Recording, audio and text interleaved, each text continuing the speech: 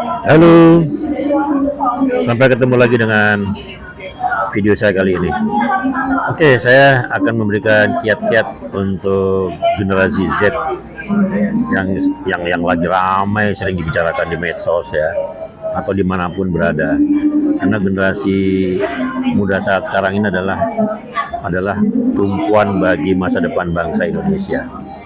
Oke, sekarang saya kasih kiat bagaimana generasi muda itu berkarya ya demi demi bangsa dan negaranya. Oke. Nomor satu, apabila Anda sudah lulus sekolah ya, lulus sekolah itu nggak mesti harus sarjana ya. Oh, SLA boleh lah ya. Anda lulus itu Anda bekerja ya.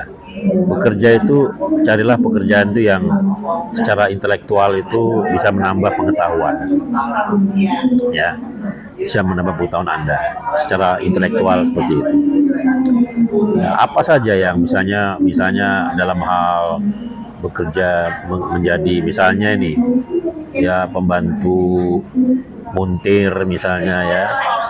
Sebelumnya kan Anda tidak punya pengalaman, Anda bekerja di situ sambil pelan-pelan mempelajari bagaimana caranya bongkar pasang kendaraan, Anda mengerti cara memperbaikinya. Jadi secara intelektual itu pengetahuan Anda itu bertambah. Jadi jangan bekerja yang tidak ada pengetahuan secara kompetensi itu untuk masa depan Anda. Atau apalah ya sifatnya. Misalnya nih ada juga ya paling apa namanya, yang lagi rame juga tuh mungkin pedagang bakso dan mie ayam. Jangan salah loh, mereka tuh sukses semua pedagang itu.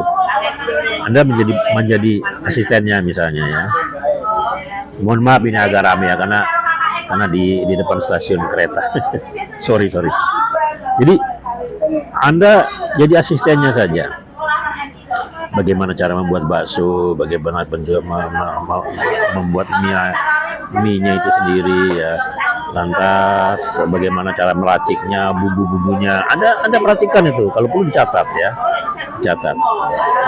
Setelah itu Anda mengerti, mungkin kerja setahun 2 tahun, Anda sudah pandai dan izin dengan yang punya warung bakso. Misalnya ya, Anda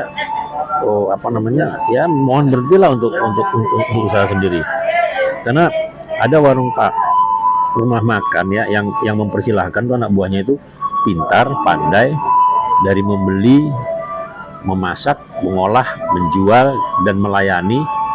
Setelah sukses diizinkan, oke, Anda apabila mau membuka sendiri silahkan buka sendiri rumah makan tersebut, dan nyatanya banyak yang sukses tuh. Itu nomor satu. Jadi secara intelektual, secara pengetahuan tuh Anda bertambah. Nomor satu itu. Nomor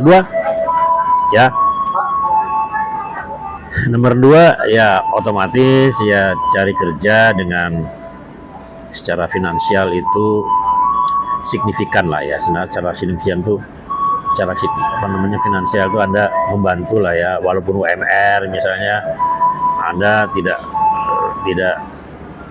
jauh-jauh bekerja dari kota Anda seperti itu. Jadi secara finansial itu bagus. Dan apabila Anda sudah mendapat pengalaman kan, otomatis finansialnya bagus. Dan nomor 3 itu adalah harus Anda mempunyai impact sosialnya. Artinya Anda sesibuk apapun Anda masih bisa menyempatkan diri untuk bersosialisasi ya. Misalnya Anda peduli terhadap lingkungan hidup, peduli terhadap bagaimana caranya berhenti merokok, peduli bagaimana caranya memilah-milah sampah bagaimana. Nah, itu kan dipekerjakan bisa di waktu libur ya, waktu weekend. Sabtu Minggu umumnya kan libur. Atau peduli terhadap Karang Taruna, UKM, olahraga, kesenian dan lain sebagainya. Jadi impact sosialnya itu harus ada. Jadi 3 jenis inilah apabila Gen Z itu mau maju harus seperti itu. Karena Anda pintar saja tidak menentukan nasib Anda bagus. Karena Anda harus punya network, punya jaringan, punya link. Ya, misalnya aktif di media sosial untuk menyuarakan tentang bahayanya merokok misalnya ya kan. Kalau merokok terlalu banyak itu kan jelek juga. Artinya itu Anda mencari uang capek-capek, Anda bakar. Nah ini kan tidak bagus. Itu secara logika juga nggak bagus, dan secara spiritual menurut keyakinan saya juga nggak bagus. Bahkan ada institusi tertentu itu mengatakan bahwa itu haram. Dan itu seperti itulah. Atau apalagi banyak hal. Misalnya Indonesia tahun 2045 itu ada program pemerintah tentang swasembada pangan. Nah, Anda bisa menjelaskan tentang bagaimana caranya di tempat-tempat urban ya, di tempat-tempat kota besar itu Anda belajar menanam tanaman hidroponik ya, sebagaimana kota-kota besar lainnya itu seperti di Singapura itu hidroponik itu maju.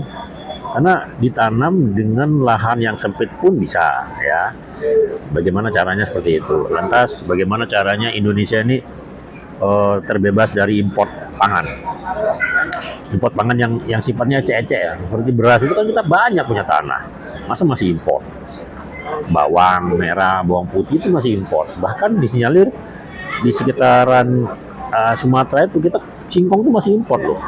Lele pun masih import. Konyol kan itu kalau kita tinggal di Kepri seperti itu. Nah ini bagaimana kita mencanangkan mengenai swasembada pangan tahun 2045. Nah tahun 2030 bagaimana caranya kita menjelaskan kepada masyarakat tentang nanti 30% PLN itu dikurangi dari bahan bakarnya batu bara menjadi gas, atau batu bara dipampatkan menjadi gas. Solar sudah dikurangi, dan nanti yang akan dikembangkan adalah panas bumi yang seperti Pengalengan itu ya, di Lembang. Panas bumi lebih ditekankan, atau mungkin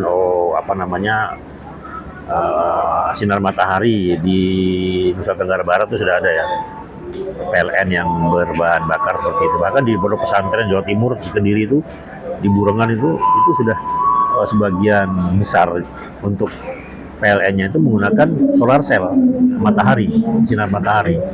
Nah, maka dari itu kan produk-produk untuk hilirisasi di nikel yang di Sulawesi itu sekarang dikembangkan. Karena itu salah satunya apabila baterai itu ada, baru untuk program-program mengenai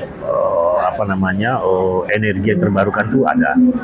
Dan mengenai wind turbine, ya, mengenai angin, PLN mengenai tenaga angin itu banyak di Sulawesi ya, Sulawesi Tengah itu banyak seperti itu.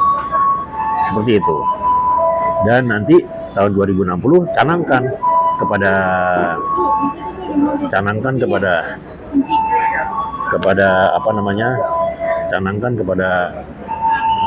masyarakat juga tentang net zero emission. Artinya tahun 2060 itu kita tidak lagi menggunakan yang namanya bahan bakar fosil. Bahan bakar fosil itu dari solar, tadi seperti saya katakan batu bara, dan seterusnya. Itu seperti itu.